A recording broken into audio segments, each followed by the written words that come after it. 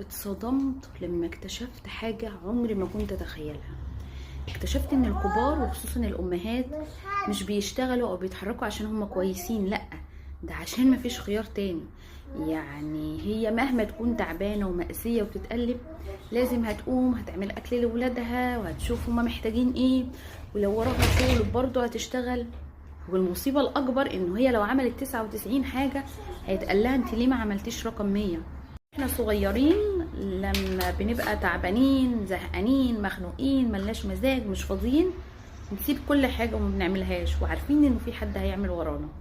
لكن فعلا الكبار وخصوصا الامهات الوضع مختلف تماما، فياريت رفقا بيهم. اللي عنده ام او اللي عنده زوجة يبقى واثق ومتأكد ان هي بتعمل حاجات فوق طاقتها، ياريت ان هو يقول لها كلمة حلوة ويشكرها ويشجعها، ويبقى عارف ان في احتمال كبير ان هي تعبانة